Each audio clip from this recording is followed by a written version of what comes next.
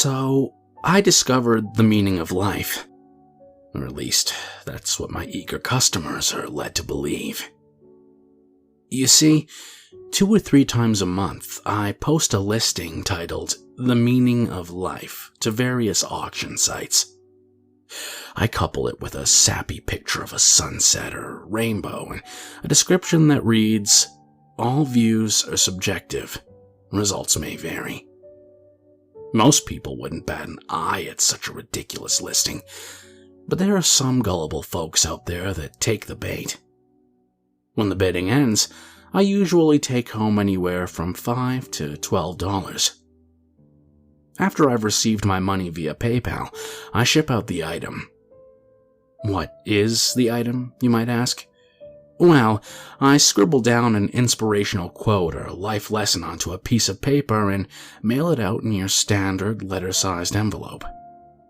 The quotes are usually from famous writers, historical figures, or even the Bible.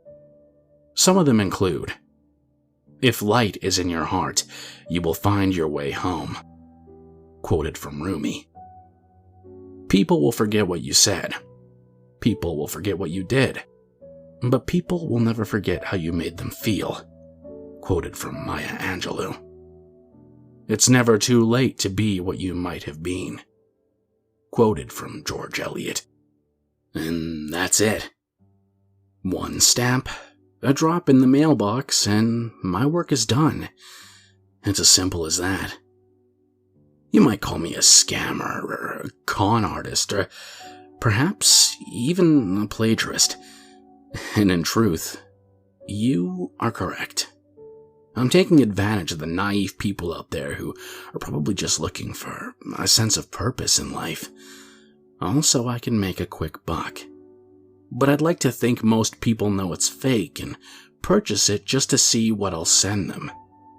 Besides, I'm a bachelor right out of college.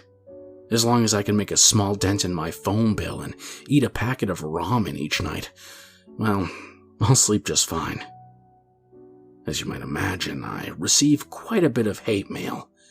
I've learned to ignore any angry emails and private messages on the auction sites. As soon as I see that it's from one of my customers, it gets deleted. I do, however, receive the occasional snail mail. It's unavoidable, as my P.O. box is listed on all the envelopes I send out. It'd be pretty easy for me to toss these letters in the trash with most of my junk mail, but I never can. Something about receiving a physical letter from someone, good or bad, compels me to read it. Anyone who takes the time to write one deserves to have their voice heard, even if I don't really care for what they have to say. The more and more letters I receive, the more and more amused I am by them. To paint a better picture, here's a few of my favorite quotes from the fan mail I've received over the years. "You're nothing but a glorified fortune cookie service. You'll rot in hell for all the sins you've committed. Mark my words. You're a real fucking piece of shit. You know that?" It's reached a point where reading these letters has become the highlight of my week. I even tacked up some of the better ones on a corkboard in my bedroom. You might think that's sick and a little messed up, but I think it's hilarious. Not all the letters I receive are bad, though. There's one guy by the name of Big Red, like the gum, I guess. That's all he ever writes above his return address, who mails me constantly. He sends me inspirational quotes in exchange for mine. I assume he's a repeat customer who actually enjoys paying for and receiving cheerful messages in his mailbox every now and again. The first quote Big Red ever sent me was, "The fear of death follows from the fear of life. The man who lives fully is prepared to die at any time." From Mark Twain. Though there was nothing else in the message, this was a great first impression, as Mark Twain is one of my favorite authors. The quote was much appreciated. As such, I hung it up next to the hate mail on my corkboard. Another thing that's great about the quotes from Big Red is that I can re-gift them to my customers. It saves me time from looking for quotes online. It's true I could send out the same quote more than once, but that just isn't my style. I like to think that there's a good chunk of people out there who enjoy the sayings I send them, and who might actually be repeat customers like Big Red. If so, I've got to have a little variety. Some of the things Big Red sends me, however, are not re-gift material.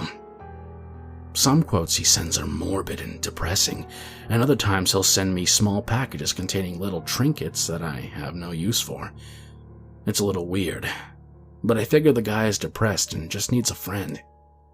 Maybe the quotes he bought from me were the only things he had to look forward to each morning. Perhaps the things he sends me are his way of saying thanks. To me, it's validation that what I'm doing isn't completely sleazy. But here's where things get weird. Today, I received another envelope from Big Red. I actually smiled when I pulled it out of my P.O. box. His letters and gifts were just as much, if not more, of a highlight to my week than the endlessly entertaining hate mail. Upon opening the envelope, my smile vanished. Inside was a photograph of me, taken up close through my bedroom window. On the back of the photograph was another one of Big Red's quotes. "You look so alone. Where's the meaning in your life?"